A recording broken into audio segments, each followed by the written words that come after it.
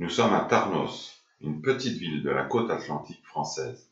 C'est ici, dans cette verte prairie, que va débuter dans les prochains jours la construction en 5 jours du premier réacteur à fusion opérationnel au monde. Nous sommes dans les temps, un camion livre toutes les pièces du réacteur.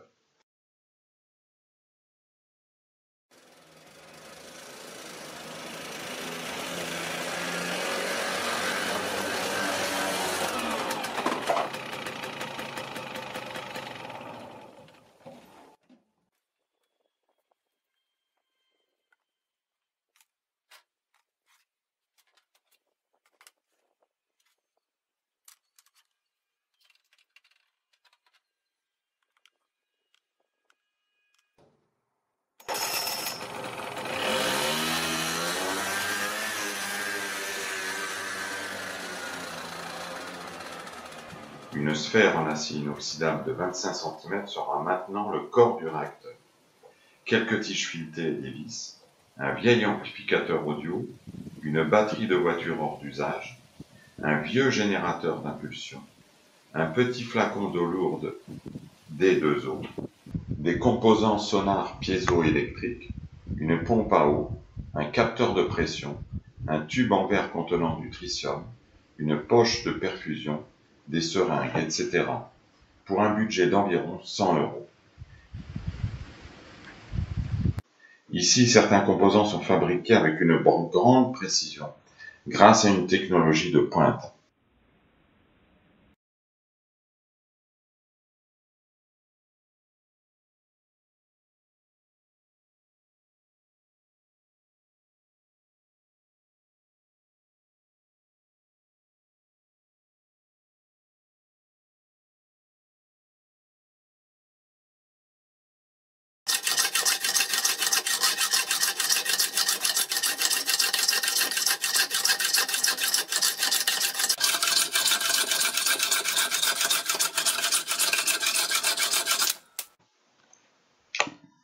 Des tubulures pour le circuit hydraulique externe ainsi que pour un capteur de pression sont placés à 3 endroits de l'enceinte du réacteur.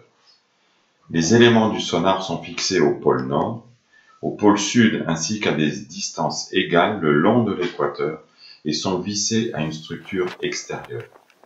Vient ensuite le montage du circuit hydraulique qui relie la sortie supérieure à la pompe de circulation, puis à l'entrée. Dans l'un des tuyaux les plus épais se trouve le tube de verre intact contenant le tritium, un capteur de pression destiné à contrôler les ondes sonores générées et reliées à la troisième tubulure. Tous les éléments du sonar sont connectés en parallèle. L'assemblage du réacteur est maintenant terminé. Le remplissage du réacteur avec de l'eau demande beaucoup de soin, car cette eau ne doit pas contenir de gaz dissous. Pour éliminer les gaz, l'eau est portée à ébullition pendant au moins 1 heure, puis versée aussi chaude que possible dans le réacteur et la poche de perfusion. Pendant que l'eau refroidit, le deutérium peut être récupéré par électrolyse. C'est ce que permet cet appareil simple. Un tuyau fermé à une extrémité est muni de 2 électrodes et rempli d'eau lourde, ainsi que d'une goutte d'acide sulfurique. Le tuyau est plié en forme de U. Les électrodes sont alimentées en courant continu. Au bout de quelques instants, du deutérium se forme sur l'électrode négative et de l'oxygène s'échappe de l'électrode positive. Le tritium se trouve déjà dans le réacteur, mais n'est pas encore rentré en contact avec l'eau. Pour libérer le tritium, il faut détruire le tube de l'extérieur en le cassant. Le tube mesurait 90 mm de long et avait un diamètre intérieur d'environ 3 mm. Le volume de tritium était donc d'environ 600 mm3. Une quantité équivalente de deutérium est prélevée de l'électrolyseur à l'aide d'une aiguille d'injection et injectée dans le circuit hydraulique. Le combustible fondu se trouve maintenant dans l'eau et doit encore se dissoudre. Cela se fait de préférence à basse température. Pour ce faire, le réacteur reste un certain temps en réfrigérateur avec la pompe de circulation en marche. La poche de perfusion compense le volume d'eau réduit par le refroidissement. L'électronique de commande pour le fonctionnement du réacteur se compose d'un générateur d'impulsion spécial qui commande les éléments du sonar via l'amplificateur audio. Le générateur d'impulsion peut générer une double impulsion de forme quelconque et de fréquence variable. Cette double impulsion est essentielle pour le fonctionnement du réacteur de fusion. Elle génère des variations de tension au niveau des éléments piézoélectriques des systèmes de sonar. Écoute bien ce qu'on raconte. Elle génère des variations de tension au niveau des éléments piézoélectriques des systèmes de sonar. L'impulsion avant produit une contraction et l'impulsion arrière qui suit une extraction du sonar. Ces changements de longueur sont très faibles, de l'ordre de 2 à 3 micromètres. Des ondes sonores sont ainsi générées à l'intérieur du réacteur rempli d'eau, par contact avec la fine paroi du réacteur. Les éléments du sonar sont pilotés de manière à ce que les ondes sonores se superposent exactement aux ondes réfléchies, c'est-à-dire à la fréquence propre du système hydraulique, ce qui, dans notre cas, signifie environ 6000 impulsions sonores par seconde, pour une vitesse du son de 1400 mètres par seconde et un diamètre de réacteur de 250 mm.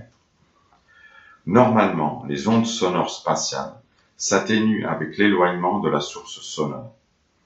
Mais à l'intérieur d'un espace sphérique, d'autres lois s'appliquent.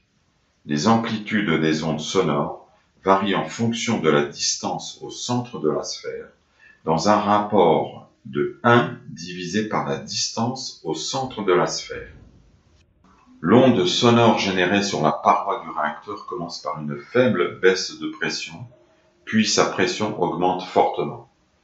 Lorsque cette onde sonore atteint la proximité du centre du réacteur, sa tête d'onde a suffisamment baissé en pression pour que la pression de vapeur de l'eau froide ne soit plus atteinte et que des bulles de cavitation microscopiques se forment.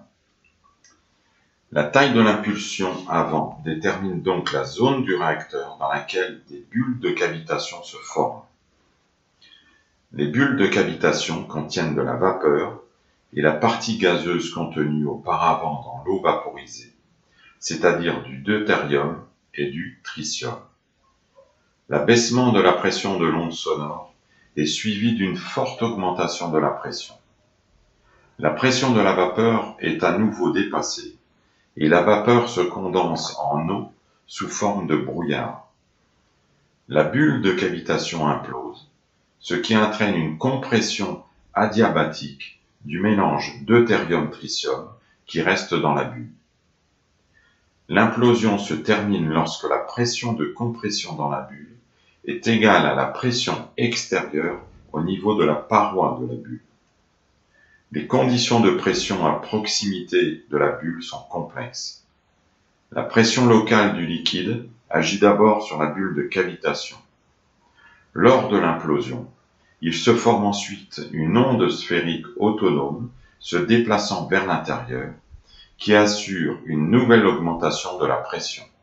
Les calculs thermodynamiques montrent qu'à la fin de la désintégration des bulles, les températures des gaz atteignent plusieurs millions de degrés Celsius et les pressions ponctuelles dépassent les 10 000 bars, des valeurs plus que suffisantes pour amorcer la fusion.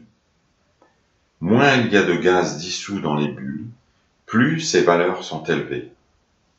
Lorsque la fusion nucléaire se produit dans les bulles de cavitation, elle génère beaucoup d'énergie sous forme de rayonnement neutronique et de dégagement de chaleur.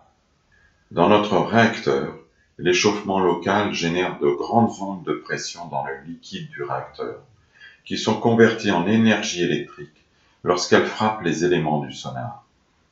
Ceux qui s'intéressent aux processus thermodynamiques et hydrauliques qui jouent un rôle ici trouveront des informations et des calculs plus détaillés sur le web sous le mot-clé « fusion nucléaire induite par voie hydraulique ».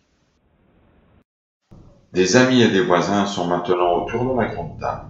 Ils vont assister à l'expérience en direct. Chers amis, chers voisins, dans quelques instants, le premier réacteur de fusion nucléaire opérationnel au monde sera en service.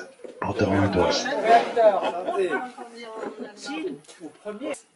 9, 8, 7, 6, 5, 4, 3, 2, 1, 0.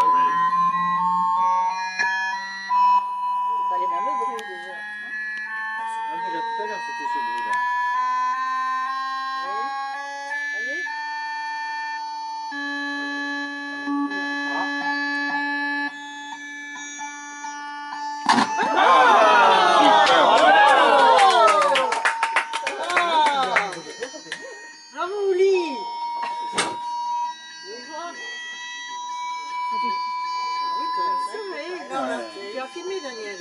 Non, j'ai eu peur.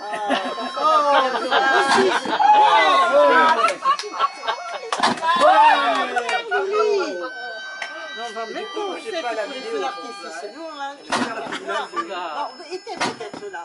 Ah, ben voilà. Maintenant, danser. Bravo, hein. Maintenant que c'est... Il fallait que ça chauffe un peu. Il fallait que ça chauffe.